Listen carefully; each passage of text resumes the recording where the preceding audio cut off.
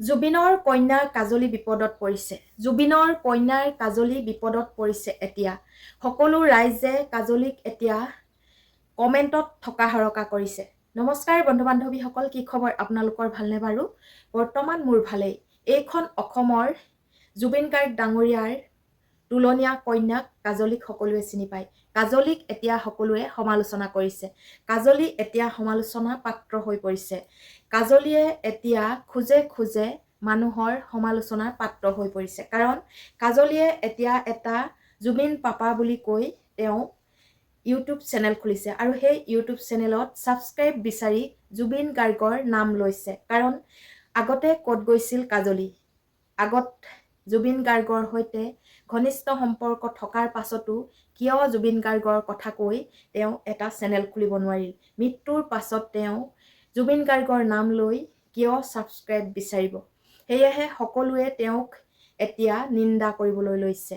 গতিকে আপোনালোকে কওকচোন, যদি নিজৰ সন্তানেই নিজৰ মাক দেউতাকক বুজি নাপায়, তুলনীয়া সন্তানে কি বুজি পাব? আজিকালি নিজৰ সন্তানেই নিজৰ মাক দেউতাকক বৃদ্ধ আশ্ৰমত থবলৈ ভয় নকৰে। নিজৰ পিতৃ মাতৃক আনৰ ঘৰত থবলৈ সাহস কৰে। কাৰণ নিজৰ সন্তানৰ সেই দায়িত্ববিলাক হেৰাই গৈছে। গতিকে কাজলী এগৰাকী তুলনীয়া সন্তান। জুবিন গাৰ্গ যেনেকৈ মৃত্যু হৈছিল, সেই মৃত্যুত সকলো শোকস্তব্ধ।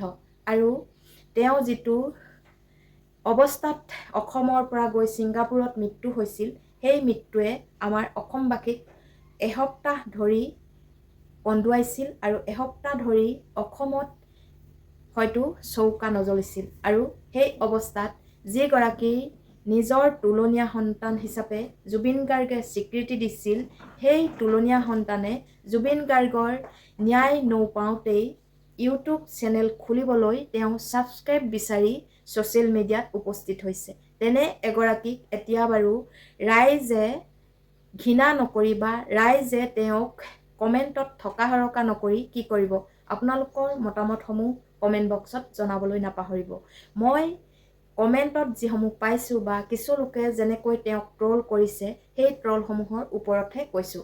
কাজলী এগৰাকী মিচিং সম্প্ৰদায়ৰ মানুহ আৰু তেওঁ কিছুমান মানুহৰ আচলতে উচতনিয়ে পাইছে নে কি পাইছে নাজানো, কিন্তু তেওঁ এতিয়া ছ'চিয়েল মিডিয়াত ফেচবুক আৰু ইউটিউবৰ বাবে যেনেকৈ ছাবস্ক্ৰাইব আৰু ফলোৱাৰ্ছ বিচাৰি নিজৰ জুবিন পাপা বা জুবিন গাৰ্গ মোৰ পাপা হয় এনেধৰণৰ কিছুমান কথা কৈ তেওঁ কি কৰ্ম কৰিব, কি নকৰিব, ক'ত তেওঁক লগ পাব, তেনেধৰণে কিছুমান কথা কৈ ফলোৱাৰ্ছ আৰু ছাবস্ক্ৰাইব বিচাৰিছে।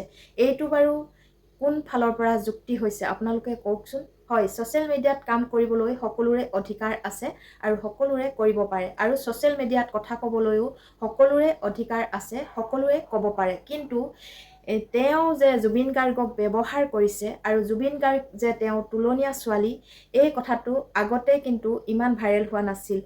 ভাইৰেল আগতেই হোৱা হ'লে জুবিন পাপাৰ ছোৱালী বুলি কিন্তু বহু লোকে নকলেহেঁতেন। আৰু যেতিয়া নেকি তেওঁ ছাবস্ক্ৰাইব বিচাৰিবলৈ আহিলে, তেতিয়া তেওঁক সকলোৱে ট্ৰল কৰিবলৈ ল'লে আৰু এইটো নিজেই তেওঁ দুখ নিজৰ গাত জাপি লৈছে। গতিকে মই মোৰ মনৰ কথাকেইটাৰ আপোনালোকৰ আগত আগবঢ়ালোঁ। ভাল লাগিলে লাইক, কমেণ্ট আৰু শ্বেয়াৰ কৰিবলৈ নাপাহৰিব। ধন্যবাদ।